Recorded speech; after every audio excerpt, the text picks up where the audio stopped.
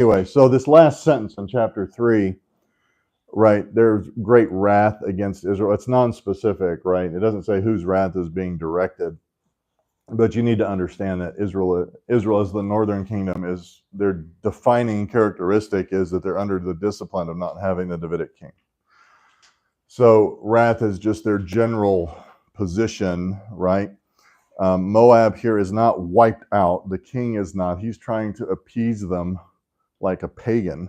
One of the worst kinds of pagan that you can be. Put your son up there and say, I'm cutting off my own line. Please don't hurt me.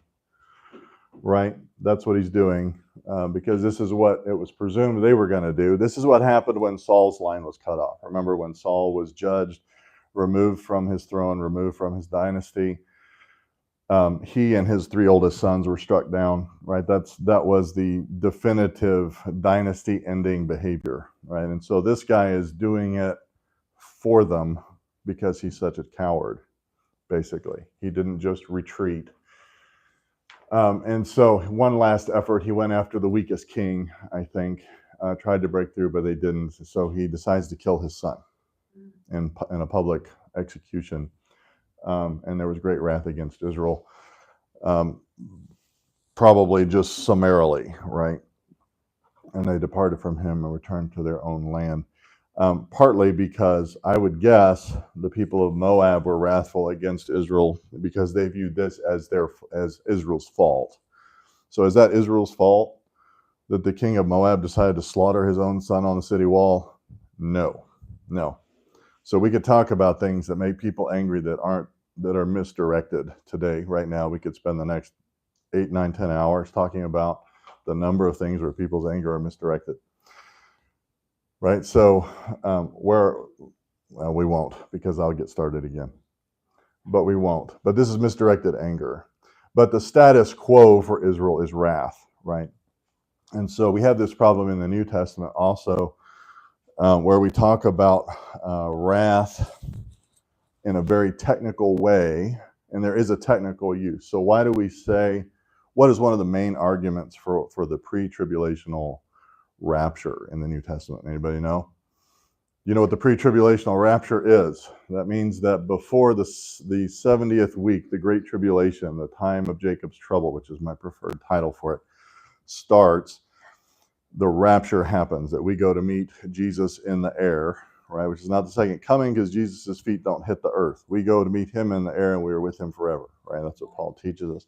What is one of the main biblical apologetics, defenses for that? Right, we're destined, right, we're not destined for wrath, a very specific wrath. That doesn't mean that we don't experience some kind of wrath, some lesser, some wrath from people, some wrath, Romans teaches that God's wrath is revealed against the unrighteousness of men all the time. That's a present tense thing. So he's exhibiting wrath against that all the time, but it's not that wrath, right? Not the pouring out of his own judgment on the world as a final solution to the evil and unrighteousness in the world. So that's different. So we need to be careful. We don't need to make everything into a technical term, right? Because you end up saying stupid things when you do that. Everything is not a technical term, or there are technical and non-technical uses, right? So we know that. All right. Any questions other than that about that? That's just their status quo, wrath, misdirected blame. Remember, they're Jewish enough to be held accountable for their misbehavior according to the law. God has given them a provisional intermediate covenant, dynastic covenant, generally speaking, that as long as the kings walk with the Lord, that Israel has a right to essentially remain in their land and receive some blessing. None of them have done it. But they do have an intermediate temporary covenant that applies to their own dynasties. You guys all right there? You got some insight? No? Val? Got some insight? No? That's okay. You look like you had some wisdom. You had your wisdom face on. So I was going to ask. All right. So, no more questions. Let's go to chapter 4. Okay. Now, a certain woman of the wives of the sons of the prophets cried out to Elisha, "Your servant, my husband, is dead, and you know that your servant feared Yahweh, and the creditor has come to take my 2 children to be his slaves. And Elisha said to her, what shall I do for you? Sounds very Jesus-esque, right? He says to his own mother, what do I have to do with you, woman? Right? Don't try to pull that out on your wife. You got to save that for your mama, right? No, that's the pastor's joke. Ha ha. I'm in trouble now, sorry. What have I to do with you, woman? What shall I do for you? I mean, it may be, I may be over-interpreting the irritation, right? This is your problem, right? This is your problem. You have a problem that is legitimate, but it's not my problem. Tell me, what do you have in the house? And she said, your maidservant has nothing in the house except a jar of oil. Those are rough times, right? And this is beyond anybody go through the beans and rice stage as a young married couple? Yes, many years, beans, rice, and when you upgraded, you got chicken franks, right? To mix in Spam. Well, Spam's friggin' expensive now. Canned corned beef is a rich man's meal these days, man. I don't know what happened. It's like, you know what they charge for a cow tongue these days? Like $14 a pound. But I mean, it's good stuff, but only after you got to treat it right for a long time, right? So we've got things backwards. But having just a jar of oil in the house is below the beans and rice and chicken frank stage, right, of not making it. So she says this, and she said, go and borrow vessels at large for yourself from all your neighbors, even empty vessels. Do not get a few, right? So go find some containers, a lot of them, and you shall go in and shut the door behind you, you and your sons, and pour out into all these vessels, and you shall set aside what is full. Imagine this. You think people looked at Noah like he was a nut? Like, go get a bunch of, just imagine cleaning out my wife's grandmother's house. She never met a margarine container that she wouldn't keep. You know what I mean? She had, my grandparents were like this too. My grandfather had probably 67 Velveeta boxes in his garage. The cool little boxes, the Depression era people, they couldn't pass up an opportunity like that. None of them had anything in them. In fact, it went back, they were blue. They went back so far, there was something called a something cheese loaf that predated Velveeta. He had about 12 of those. He'd been storing them up a long time. It would be like going to your neighbor, my grandpa Virgil, and saying, Virgil, I need some Velveeta boxes. What? For one thing, how many Velveeta boxes do you have, and why do you need them, right? So they're going around looking for containers, asking, and she could explain what has been done here, and she's the wife of, wife of the sons of the prophets. One of these anonymous prophets died, right? And she's now a widow, and they're supposed to care for widows and orphans, but guess where they are? Guess where they are? Are they in Judah?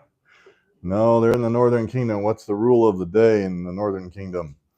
Paganism and idolatry. How do you care for orphans and widows under paganism?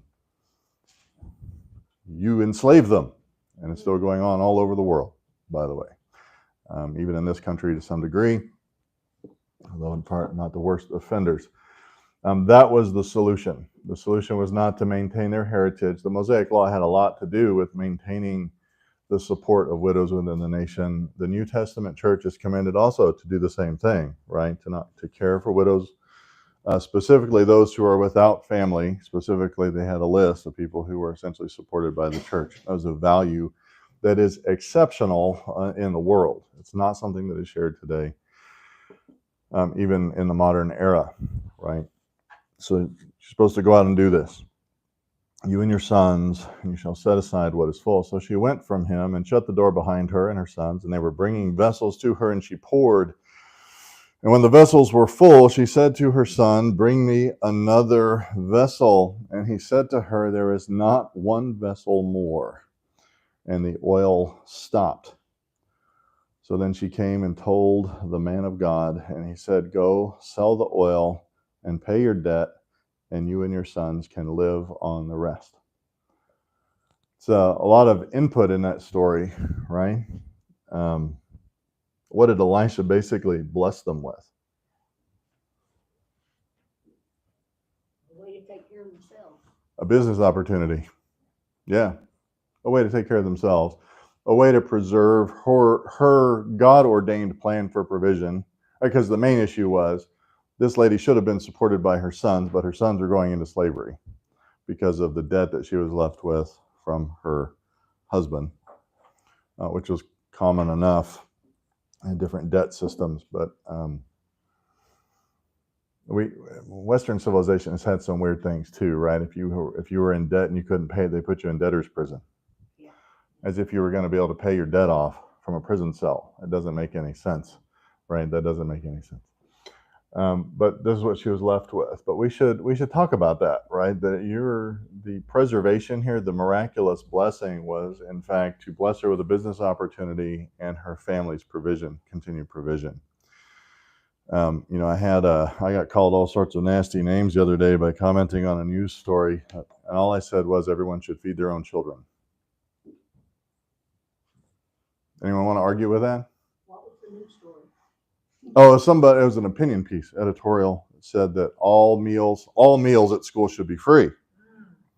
And I said, well, so the people complaining about the fact that the meals aren't free, guess what? Are mostly already getting free groceries. Mostly, right? I mean, let's just put 2 and 2 together. I'm not trying to be a butthead here, but if your main issue is that you can't take your free groceries you're already getting and make a free sandwich to send your kid to school, right? Now, it's another problem if you're sending your kid to school for 3 meals a day. I don't think school should have custody of your child that long. School should be done in 4 hours a day, easy peasy, even in mass, in my opinion, right? The government should not have custody of your children that long in general. People can have different opinions on that. But I don't know how I get called all sorts of dirty names by saying something that's simple. You should feed your own children. Nobody said amen, but I know you're all feeling it in your heart. You should feed your own children, right? This is a biblical principle, and also eventually your children should feed you. Your children should take care of you. That is the biblical standard, the biblical mandate. We have a New Testament principle there, right? The one who doesn't care for his own family is worse than an unbeliever. It does not make him an unbeliever. Some people go too far and they'll say that evidence is that you're not truly saved. No, but it means you're a nasty person. If you don't, reprobate. Reprobate. We like that, yeah. Of course, that, unfortunately, see, there's another one that has a very technical theological meaning, doesn't it? Because most theological systems that use the word reprobate mean somebody who is now excommunicated and going to hell to burn forever, and God will smile, laugh, and sing and celebrate that he did it. But that's not what reprobate means. That just means you're a nasty person that's not doing what he's supposed to do, right? You're not walking by faith in your life. Because it is hard, it costs, right? But go and sell the oil, pay your debt, and you and your sons can live on the rest, right?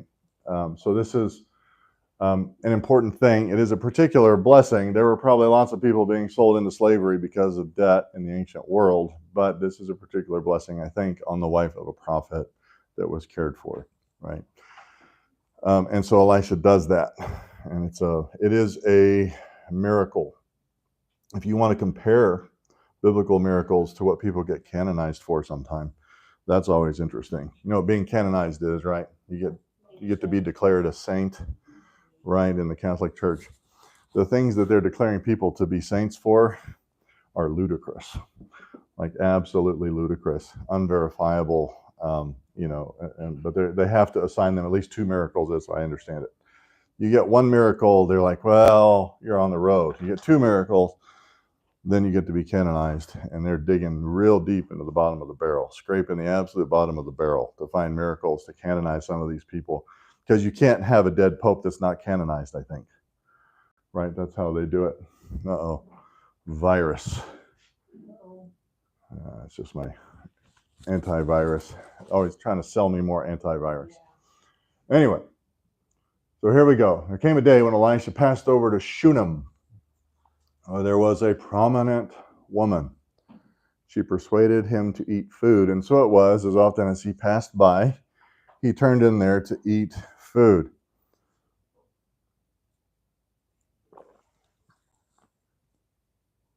What do you think is going on here? Prominent woman. All the women are like, I have no idea, because y'all are godly women. Well, that's what it meant. Prominent, wealthy, well-known, self-supporting. Yeah. Anyway, I won't go any further. She said to her husband, I'm just going to say that if a pastor stops in for lunch every day, every time he passes by somebody's house, he's going to be in deep doo-doo. Right? Probably should change our perception of what's happening here, right? So it is entirely possible that a righteous man might avail themselves of hospitality without something funky going on. Can we say that at least, right? All right, because there is a legalism going around that you can't, as a pastor, you can't meet with the person of the opposite sex unless you have like 10 people with you or something to make sure that you're not engaging in untoward behavior. And I think that's a bit of a stretch, right? Because there are many examples of that taking place. You do obviously have to be cautious and wise. You know, back in the day, I grew up in a church where you wouldn't even meet in a public place. Like you hear a lot about somebody meeting in an office, but you wouldn't like sit at a Starbucks and meet with somebody where there's people everywhere, right? There's absolutely no chance of anything happening in the middle of a Starbucks, right? What are they worried about? The appearance of evil, generally in front of a bunch of Pharisees, mostly, right? That the appearance that you're doing something else besides meeting somebody at Starbucks for coffee to talk over a problem, right? Elisha is a righteous man. He's doing this. And there is this, she said to her husband, let's continue. Behold, now I perceive that this is a holy man of God passing by us continually.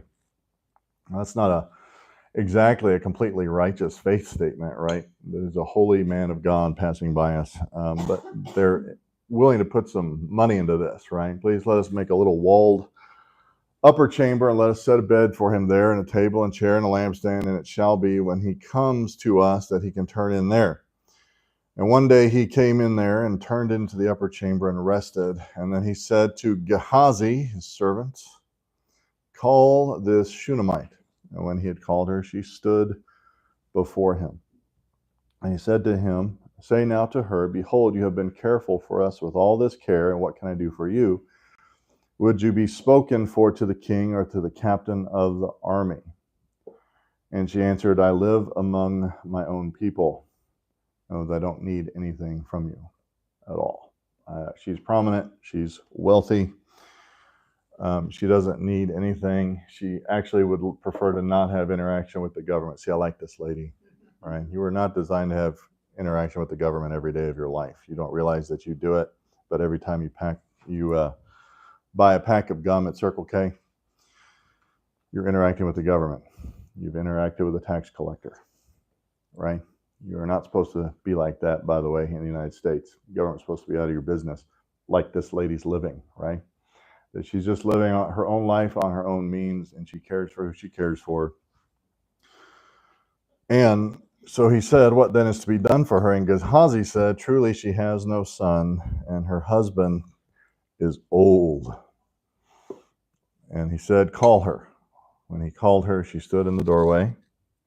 Then he said, at this season next year, you will embrace a son. And she said, no, my Lord, O man of God, do not lie to your maidservant. Now, how many times does God do this? All the time. I mean, the New Testament talks about Abraham. So this is getting a little more sensitive to me as I get a little bit older, right? But Paul says that Abraham was dead because he couldn't father a child. That's how serious they looked at it. Not just old, Abraham was dead. His body was not functioning anymore because he was elderly and couldn't father a child. And that was when God decided to bless him. Now, this is a very anonymous miracle, isn't it? Like Abraham and Sarah are like the key patriarchal story about how the founding of the nation, the Abrahamic covenant, and all those things came to pass and came to be. But God blesses many other people this way, like this. And he didn't ask. I have a neighbor. He's a real piece of work. I don't know him, but I know what sort of man he is because of the signs he has posted on his palm tree. He's one of those guys that posts a silhouette of Donald Trump with a gun on the sign. And then he has another one, hand painted, of course. He's a real Michelangelo, you know. You know what I mean? Not even as good as the guys who paint the bridges downtown, like not even close. Those guys are artists compared to this guy.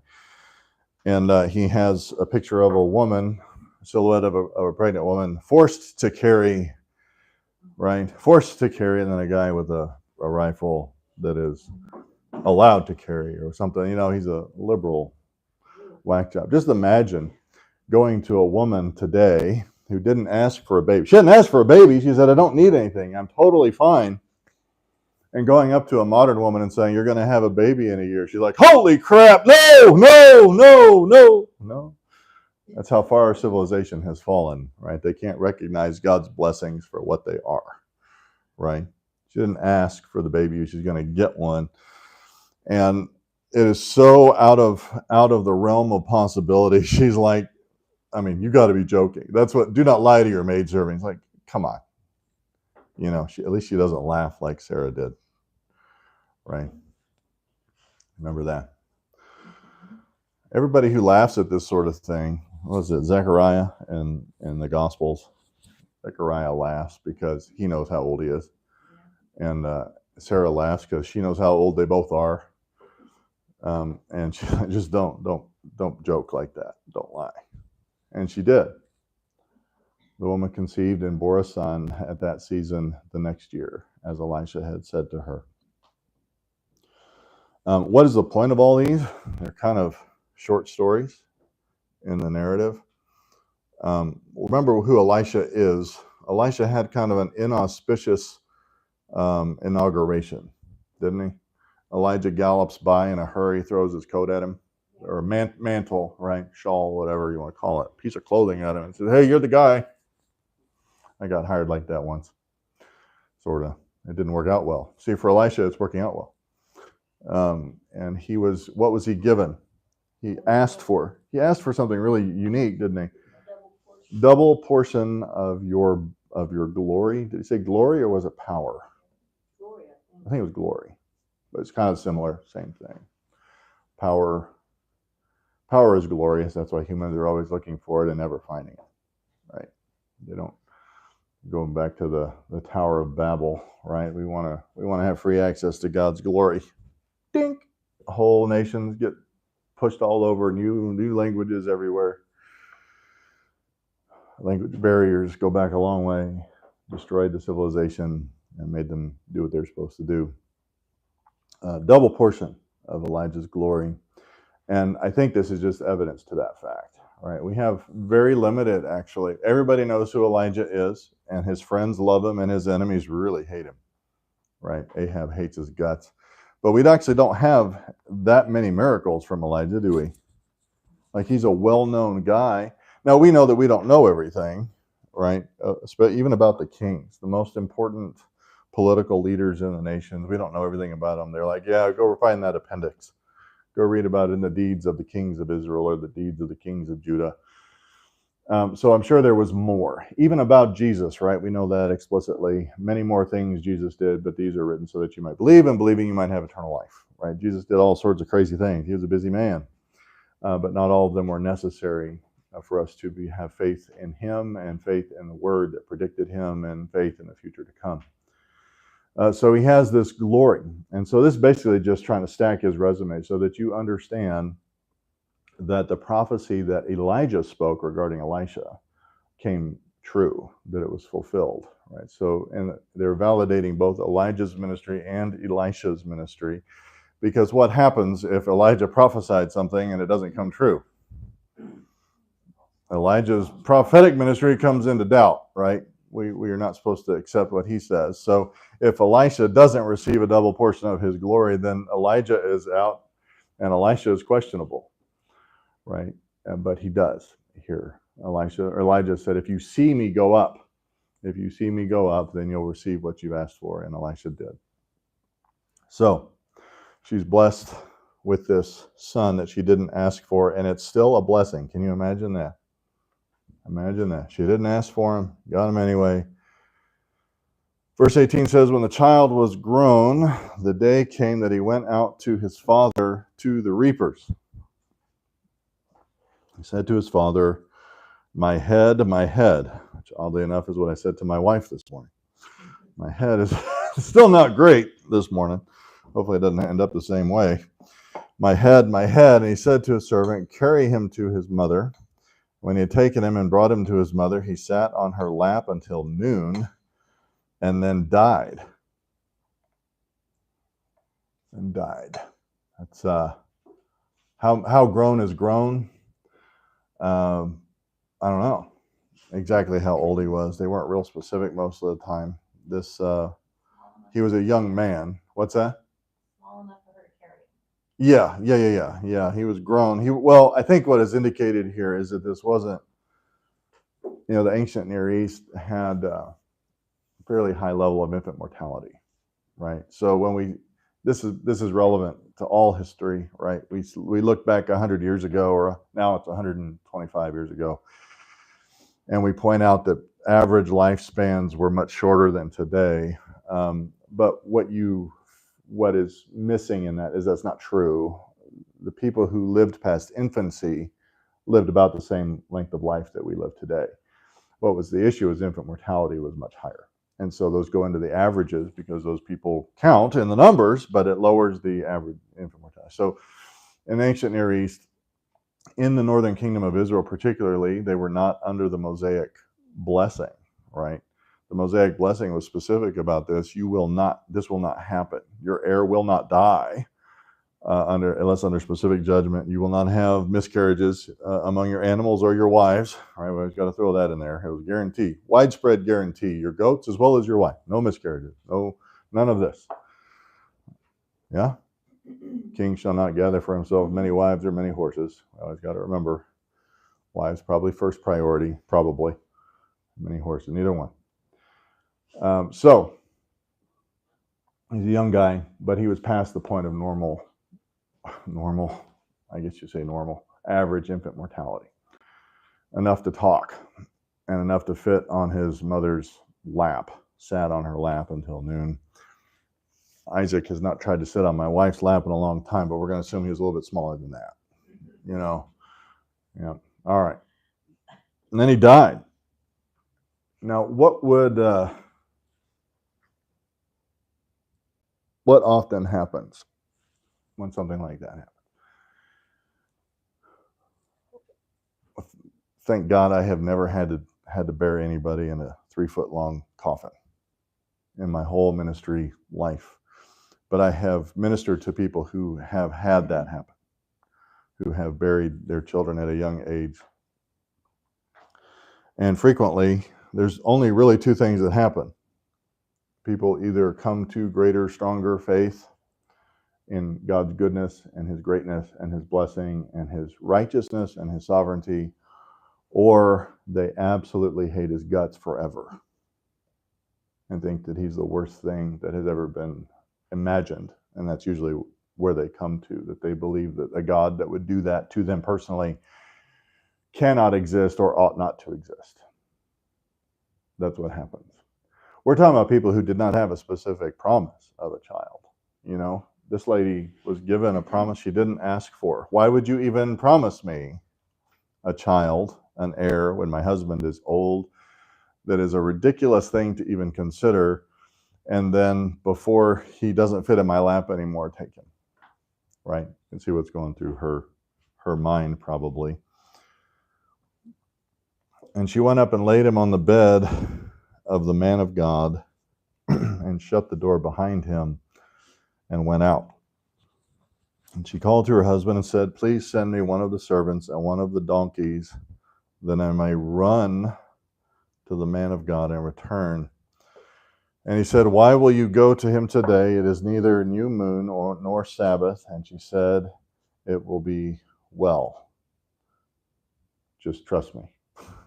She saddled a donkey and said to her servant, drive and go forward. Do not slow down the pace for me unless I tell you. So she went and came to the man of God to Mount Carmel. And when the man of God saw her at a distance, he said to Gehazi, his servant, behold, there is the Shunammite. Please run now to meet her and say to her, is it well with you? Is it well with your husband? Is it well with the child? And she answered, it is well. It is? Because there's a corpse sitting on your bed in my house, right? It is well. By the way, you know I forget the guy's name. It is that wrote "It Is Well with My Soul." You remember his name, Priscilla? And it's a unique name. The guy wrote it as he passed by the place that all his children and his wife died. And I kind of wonder if the repetition of "It is well, it is well, it is well" from this record didn't inform that, right? The lady, as far as she knows, has a corpse of a child on the bed in her house in a spare room, the door closed, and she is able to say that. When she came to the man of God to the hill, she caught hold of his feet, and Gehazi came near to push her away, but the man of God said, let her alone, for her soul is troubled within her, and the Lord has hidden it from me and has not told me. Which is a good question, right? Why does a prophet not know things, right? Why does he not know? Well, there's only one reason that he would not know, and that is that God did not want him to know. You can ask this question about the charlatans of our own day, right? How does a psychic get a speeding ticket? You know what I mean? Like, how do they explain that? Why do the faith healers not go to the children's hospitals? Because they are charlatans, but there is a legitimate biblical reason why God would conceal something from a prophet. Why does Jesus say of that day and of that hour, no man knows, not even the Son of Man? Why in his incarnation did he not know the day or the hour? And I have my own understanding of that, but it certainly had to do with it, I think, with the kenosis, right? That he was not availing himself of his privilege and his right of omniscience at that time, and it was not granted to him to know. So there's legitimate biblical reasons that God would conceal things from people. There are legitimate reasons why we don't know when the rapture will happen. There are legitimate reasons why, despite the best efforts of a lot of guys I hang out with, that we don't know who the Antichrist is, and we don't know what the one world government is going to be, and we don't know all these things that they spend a lot of time trying to figure out who's what and how it's going to happen. There's legitimate reasons, because it's not profitable for us to know one, and it's not our purview for another. We're simply supposed to serve.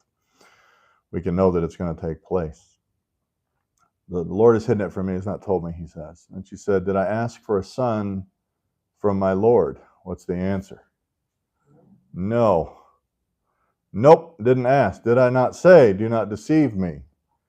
It was a bad enough joke when I thought you were joking about having a baby. It's a way worse joke to have a baby for a few years and to die in my lap. It's way worse. And he said to Gehazi, gird up your loins. We have any volunteers to demonstrate girding up the loins today? You will have to put a skirt on, boys. No? All right. Nobody wants to gird up the loins? All right. So you realize that there wasn't you want Gabriel to do it? Gabriel, if I can get 2 more votes, I'm going to have you gird up your loins. Anybody want to see Gabriel gird up his loins? Okay, we got Eli here. Anybody? Okay. All right. Gabriel, come on up. Let me show you how to gird up your loins. No? Okay. I'll let you fly this time. You probably didn't even bring your skirt, did you? No. All right. So it does preclude, you've got to be wearing something with a skirt. That was the whole point, to get the skirt off your ankles. Men's and women's clothing were quite similar, more similar than they should be today, And, androgynous styles. It used to be horrible no offense to Franklin High School graduates in the room. I used to live over by Franklin High School, and I would drive by, and there'd be thousands of them crowding the Taco Bell. I don't think the Taco Bell is there anymore. And you couldn't tell who was who because their haircuts all looked the same, and their jeans all looked the same, and their V-necks all looked the same. I hope that has changed. They need to get some rednecks up there. You know what I mean? Rednecks don't do that. Rednecks do not do that. I'm just saying. All right. So, but everybody could gird up their loins. Generally speaking, it was the men who girded up their loins because they were wearing a cloak that needed to get out of the way of their ankles. And they needed to be able to strap on a sword. They needed to be able to respond. They needed to be able to run.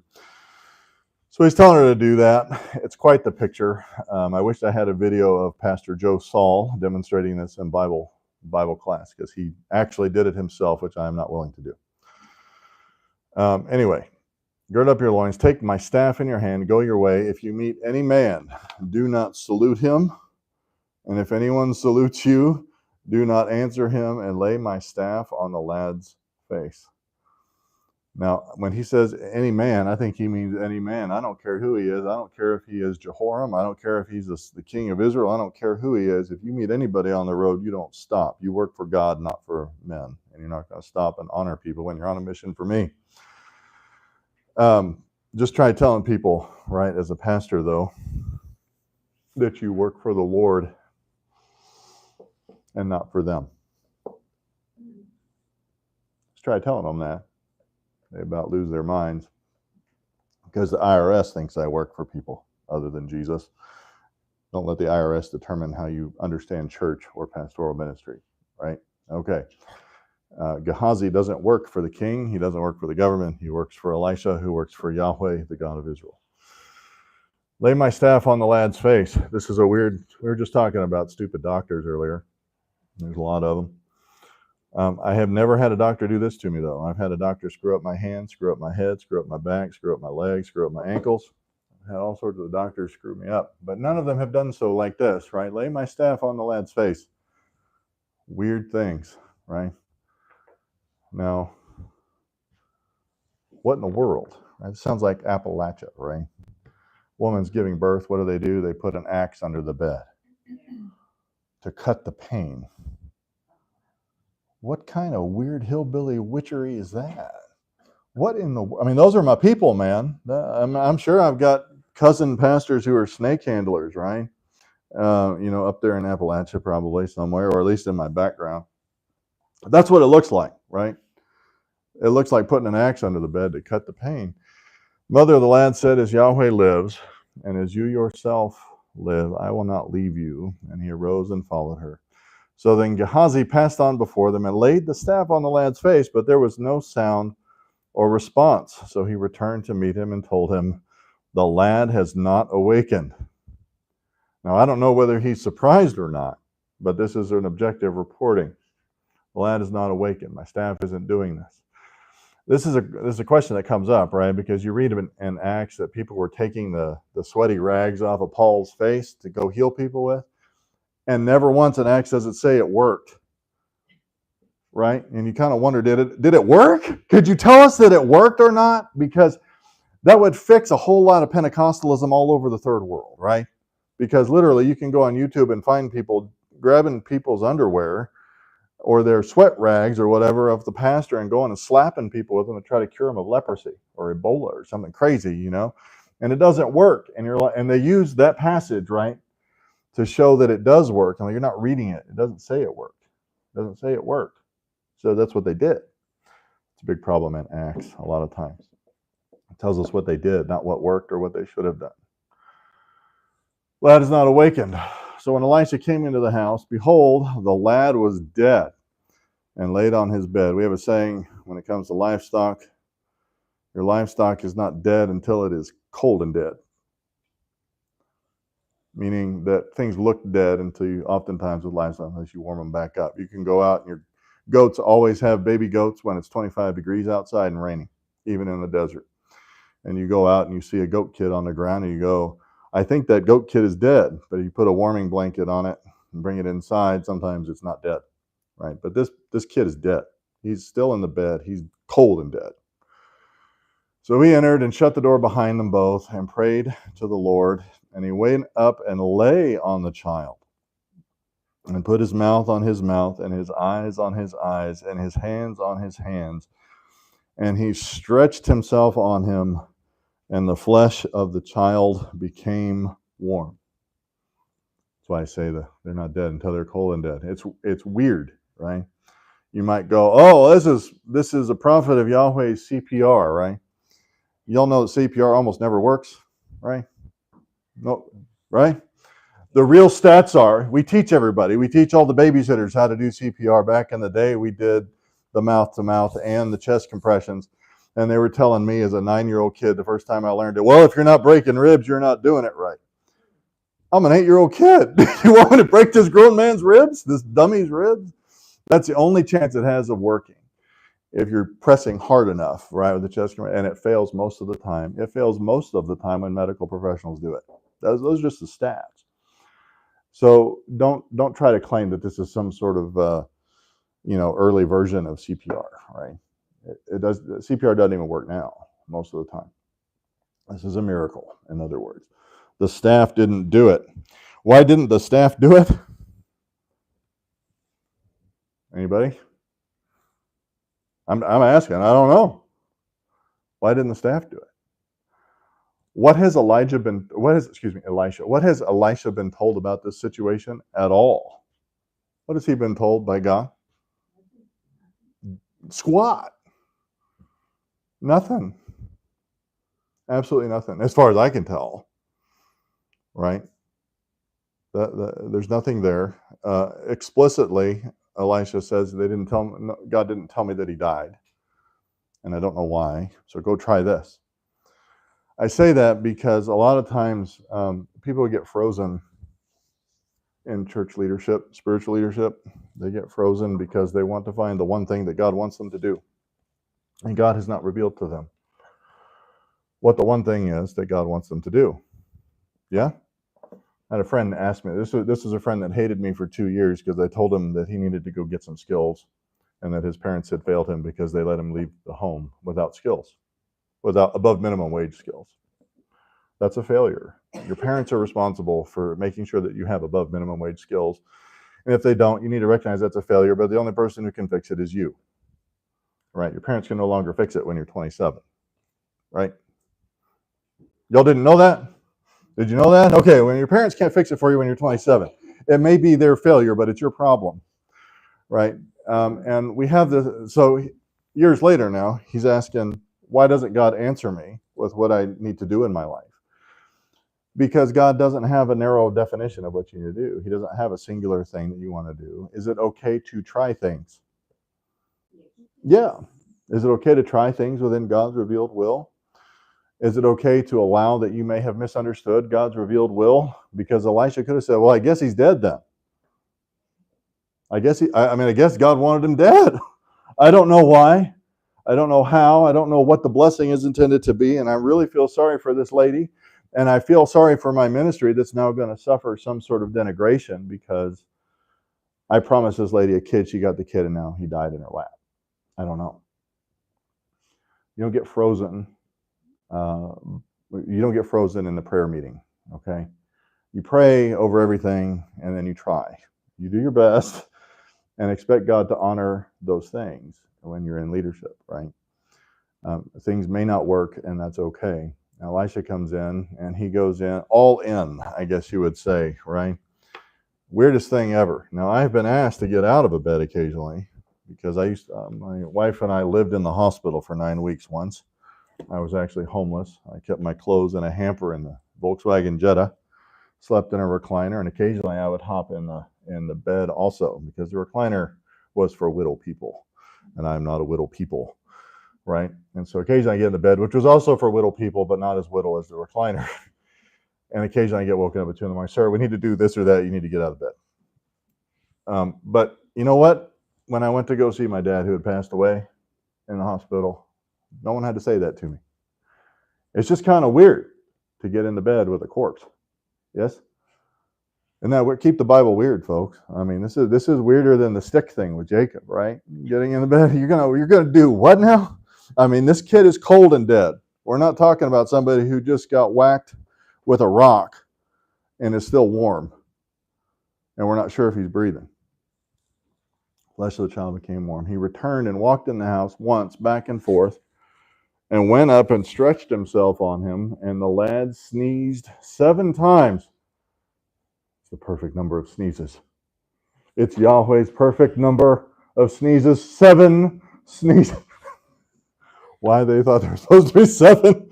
And the lad opened his eyes after the 7th sneeze, right? 7 sneezes. Numerology would just have a field day with this. What do we learn? Well, now we're over Okay. Sometimes the success isn't immediate, right? He did all of this, got into bed with a corpse, breathed in his mouth, became warm, but how would you know? Like your body is on the body, right? You don't know if it's just like transfer warmth. He returned and walked in the house once more, went up and got in the bed with a corpse again, and that's when the kid sneezes 7 times. You need to be able to go, was it Winston Churchill or G.K. Chesterton? Somebody like that said that the success is being able to go from failure to failure with undiminished enthusiasm, right?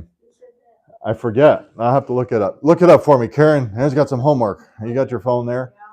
It's some, and I may have missed undiminished enthusiasm without a failure of enthusiasm, something like that.